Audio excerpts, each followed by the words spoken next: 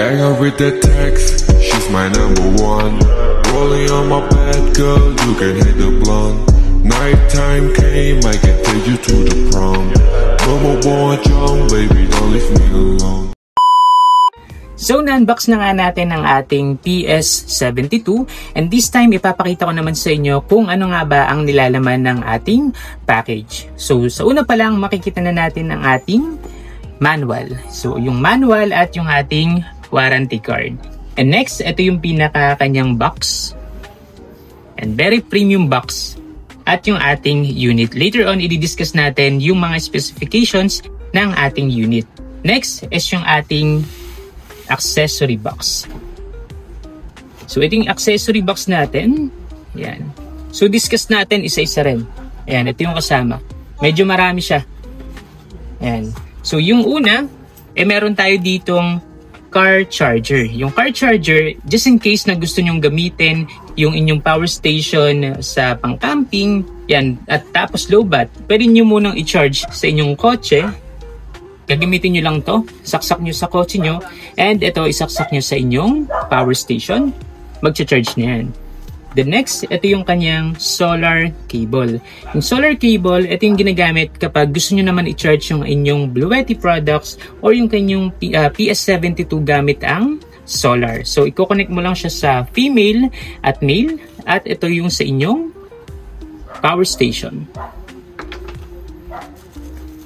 At kung nakikita nyo, meron siyang bilog-bilog. So, unusual siya kasi this power station is came from Europe at ganyan yung mga socket nila. And luckily, si Bluetti is nag-provide siya ng socket para sa Pilipinas or para sa atin. So, ito yung mga socket. Ayan. Tatlo yan. Tatlong ganito wherein pwede mong gamitin or pwede mong isaksak dito. Ayan, pwede mo siyang isaksak dyan para magamit natin dito sa Pilipinas. So, basically, siya yung pinaka-plugs lang para sa Pilipinas. Ayan. So, next, ito yung ating power brick. Ayan, bagong-bago. Ayan. So, ito yung power brick niya para ma-charge mo yung inyong power station. Ayan, ito yung power cable. So, sasaksak mo dyan, then sasaksak mo dun sa Meralco, tapos isasaksak mo to sa power station mo.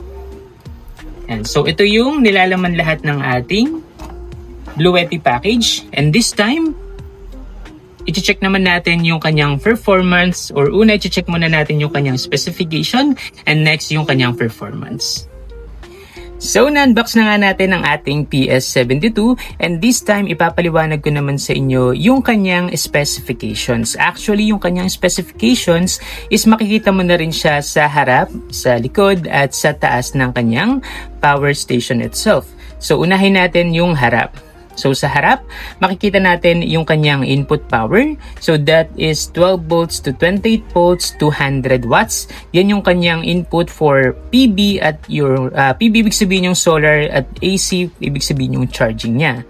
And then, meron din tayo ditong 1,000 watts na inverter. Yung 1,000 watts ay yun yung kakayahan ng power station natin na mag-supply sa iba't ibang appliances. So, for example, meron tayong 50 watts na electric fan.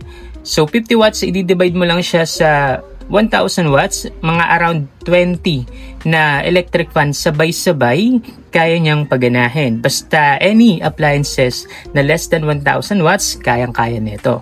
And then next is meron tayo ditong 716 watt hour. Yung watt hour, ito yung kanyang battery, wherein later on itetest natin yung kanyang battery capacity test para malaman natin kung ilang watt hour nga ba talaga yung usable na capacity sa ating PS72.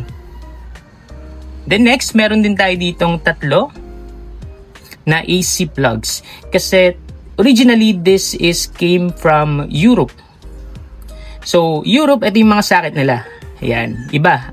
Iba siya sa socket ng Pilipinas. But, luckily, si Bluetti is nag-provide siya ng mga plugs para magagamit natin dito sa Pilipinas. So, ito included to sa package. Yung kaninang nakita nyo. So, ang gagawin lang natin dito, isasaksak lang natin siya dito.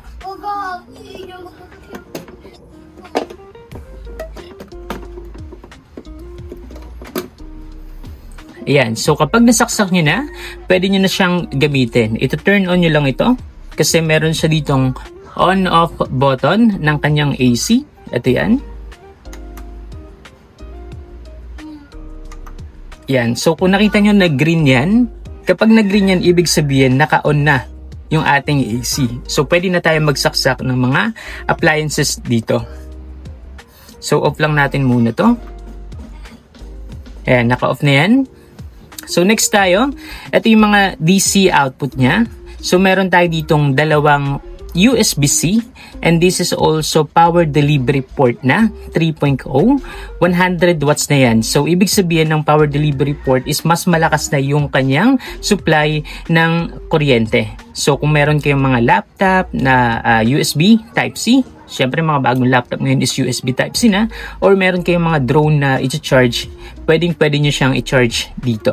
So meron din tayo ditong dalawang 15 watts na USB-A at dalawang barrel port. So ito yung tinatawag na DC5521. So may mga appliances kasi tayo na pwede natin gamitin gamit itong mga barrel plugs na yan. Also hindi mawawala yung ating cigarette lighter port. So yung cigarette lighter port natin is also 120 watts. Ayan, ayun yung sa harapan.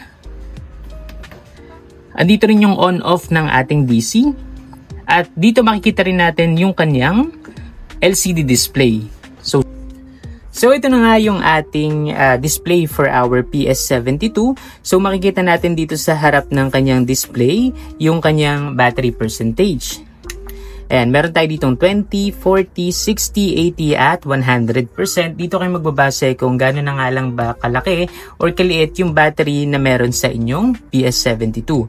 Meron din tayo ditong input watts, ito yan, at output watts. Ang ibig sabihin nun, input watts is yung pumapasok na kuryente at output is yung lumalabas. Dito nyo rin makikita kung ilang hertz yung frequency na nilalabas ng ating power station. So currently meron tayong 60 hertz. 60 hertz yan kasi by default dito sa Pilipinas 60 hertz yung mga appliances natin. Pero pwede nyo siyang iset sa 50 hertz. So makikita nyo rin dito sa taas, pero naka-disable kasi yung kanyang eco mode. Yung eco mode, ibig sabihin naman nun is kapag gusto mong patayin or i-shut down yung iyong power station kapag low lang yung kinokonsume niya. So, ginagamit yun para maiwasan yung super na madry or madrain yung battery ng ating PS72. So, pwede mo siyang iset dito sa mga buttons na to. So, para mapunta ka dun sa setting mode, ang kailangan mo lang gawin is ipipress mo itong DC button at AC button ng sabay. So, try natin yan. Makikita nyo magbiblink tong frequency. So, sabay natin to. Ayan o, nag-blink siya.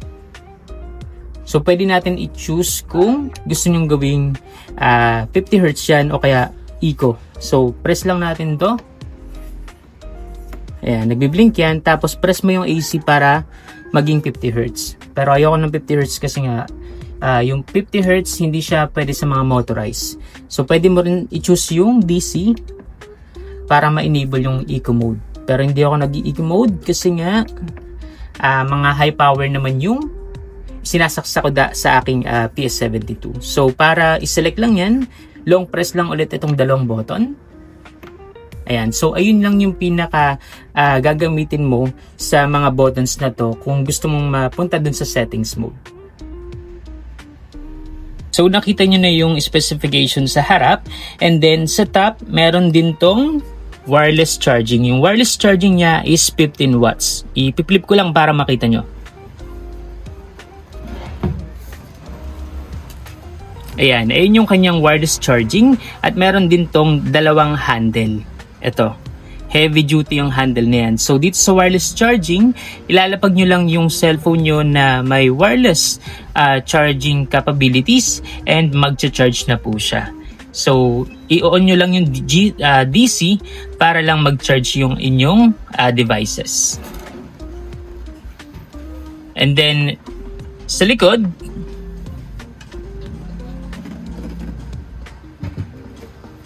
ayan, sa likod, andyan yung kanyang ilaw. So sobrang nagustuhan ko to kasi bihira na sa Bluedy Power Station ngayon yung may mga ilaw. Kasi ito pwede mo siyang low, ayan. Tapos gawin mong high, tapos gawin mong SOS. Ayan. So sobrang helpful nito lalo na sa mga brownouts kasi may ilaw ka na. Ayan o. May ilaw ka na yan. So sa gilid naman yung kanyang mga fans.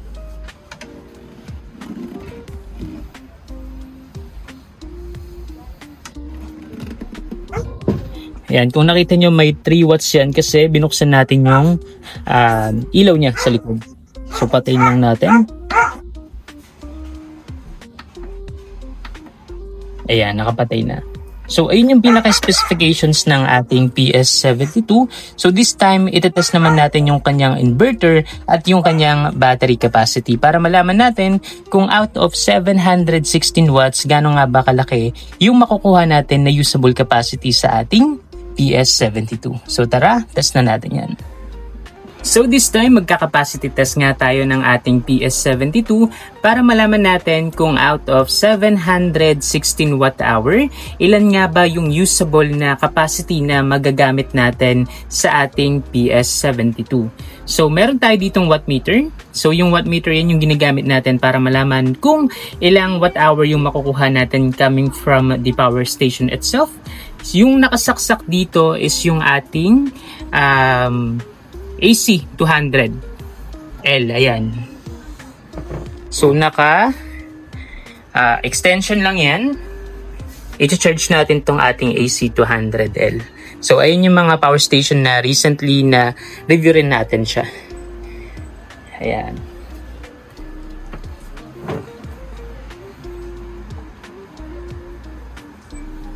So open lang natin yung AC.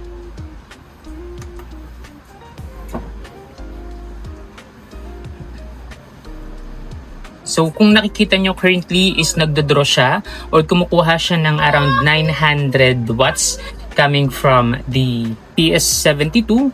So antay na lang siguro natin mga less than an hour kung ilang watts or kung ilang watt hour yung makukuha natin sa ating PS72. Kasi makikita natin yan dito mamaya. So antay na lang natin.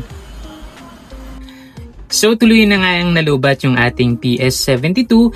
This time tignan natin kung gaano nga ba kalaki yung capacity na nakuha natin out of 716 watt-hour. So ayan, nakakuha tayo ng 638 watt-hour. So kung ipa-percentage natin siya, mga around 89% yung nakuha natin sa ating capacity test para sa ating PS72. Sobrang laki na nun actually kasi yung standard na percentage na makukuha talaga natin sa mga power station is 85%. So nag-above the average na yung ating PS72. So imagine no, 638. So for example, meron tayong 10 watts dito na clip pan. Sabihin na natin na dalawang 10 watts. So 20 watts na yun. Tapos mag-add pa tayo ng dalawang 5 watts na bulb. So around 30 watts. Tapos i-divide natin sa 638. Around 21 hours na magagamit natin yung dalawang clip pan at dalawang light bulbs na 5 watts. So those are very useful lalo na sa mga emergency. Lalo na ngayon is puro bagyo na naman yung dumarating sa Pilipinas. So for me, yung test results is napakaganda at napakaganda ng performance ng ating PS72. So this time, itry natin yung isa sa mga protection feature ng ating PS72 at yan yung overload protection. Yung overload protection, ibig sabihin, dapat yung ating PS72 is hindi siya mag-supply ng power na lalagpas sa 1,000 watts. Kasi nga 1,000 watts lang yung ating power output, max power output para sa ating PS72. So to try that, meron tayo ditong electric kettle. Yung electric kettle na to, ang rated power nito is 1,500 watts. Ayan, 1,500 watts. So dapat ang expectation dito is hindi natin mabigyan ng power ang ating electric kettle at mag-trigger ang kanyang overload protection. So try na natin. So on natin yung ating AC. So on natin to, dapat mag-green. Ayan, naka-green na. Pero kung nakikita nyo, ayan, na-trigger na agad yung overload protection niya. So zoom natin sa screen.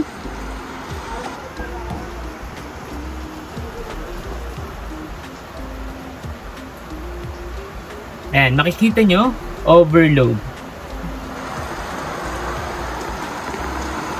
So since nag-overload na, ang kailangan lang natin gawin ay tanggalin natin itong load. Yan, para magamit ulit, kailangan nyo lang i-on off yung ating AC button. Yan, so nawala na yung ating error dito. So technically, yung ating PS72 is really equipped with overload protection kasi in-stop niya na agad yung pasok ng kuryente dito sa ating electric kettle at yung labas ng kuryente sa ating PS72. Dahil kapag hindi niya ginawa yon, masusunog yung ating power station. So to prevent that, in-stop niya na. So confirm na ang ating overload protection ay gumagana sa ating PS72. So kung kanina, na-test natin yung kanyang overvoltage protection dahil nga lumalagpas sa 1,000 watts yung power na hinahatak natin coming from our power station. But this time, itatry naman natin yung isa sa pinakamataas na power appliances na meron tayo dito at yan yung plancha. Yung plancha na to is 1,000 watts. Ayan, kung makikita nyo, 1,000 watts yan. Ayan. So 1,000 watts, which is pasok siya sa pinaka-power ng ating PS72. So yung expectation is dapat kayanin niya yung ating plancha. So tara, test natin yan. So on lang natin tong AC. Yan, kapag nag-green yan, on na yan. Tapos on natin itong plancha natin. Ayan, kung nakita nyo, naka-on na yan at meron na siyang reading sa ating LCD screen.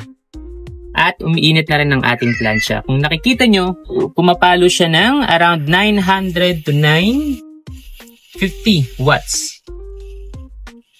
Ayan, continuously, pinapagana niya yung plancha natin.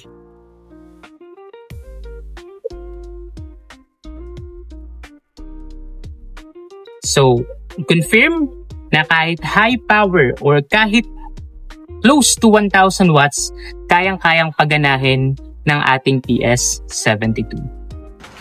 So this time, itatry naman natin magluto gamit ang ating rice cooker. So gamit ang ating PS72. So gagamitin natin to, try lang natin kung makakapagluto tayo ng isang sinaing. So on lang natin yung ating PS72. Ayan, naka-on na yan. So meron tayo dito 5 gatang na rin yan, pang pamilya. So on na natin ang ating rice cooker. Ay, naka-on na pala. Ayan. So antay na lang natin maluto yan. Malalaman natin yan kapag naluto na, kapag yung power rating natin dito is bumagsak na sa 0. So time-lapse na lang natin.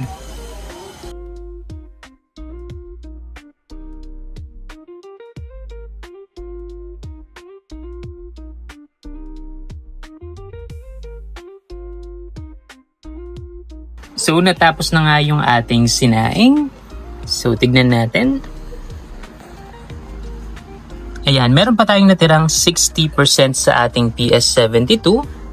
At yan, meron na tayong sinaing. So kung tinatanong nyo kung kaya nga ba ang rice cooker, syempre kayang-kaya.